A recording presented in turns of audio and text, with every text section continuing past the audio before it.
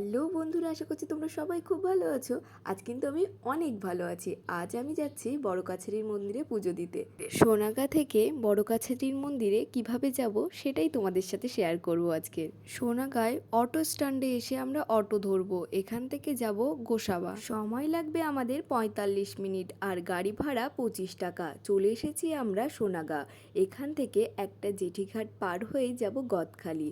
এই নদীটা পার হতে আমাদের সময় লাগে 30 মিনিট আর নদী ভাড়া মাত্র 5 টাকা। এই নদীটা এপার থেকে ওপারে কিছু দেখাই যায় না, যতদূর দেখবে শুধু কুয়াশা আর কুয়াশা। গদখালি থেকে যেতে হবে আমাদের নীলকণ্ঠের মোড়। সময় লাগবে 25 মিনিট, ভাড়া নেবে 20 টাকা। চলে এসেছি আমরা বড় কাছারি বা ভূত কাছারির মন্দিরে। এখানে কিন্তু যে যা মানত করে তা কিন্তু পূরণ হয়। পুজো দিতে গেলে যা যা প্রয়োজন এখানে সমস্ত কিছু পেয়ে যাবে। আর এখানে কারুর যদি ছেলে মেয়ে না হয় তারা হচ্ছে গোপাল ঠাকুর মানত করে। এটা হচ্ছে বাবার পুকুর। এখানে পা ধুয়ে তারপরে মন্দিরের মধ্যে প্রবেশ করতে হয়।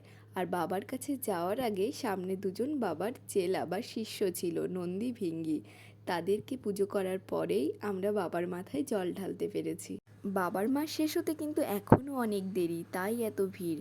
আর এই যে এত গোপাল মহাদেব দেখছো, এগুলো কিন্তু প্রত্যেকের মানত করা ঠাকুর। আর এই পাশে যে ফাঁকা এই জায়গাটাও ভর্তি হয়ে যাবে আর কিছুদিন পরে। আর বাবার মাথায় গঙ্গা মাতাকে কে কে দেখেছো ঝটপট কমেন্ট করো তো।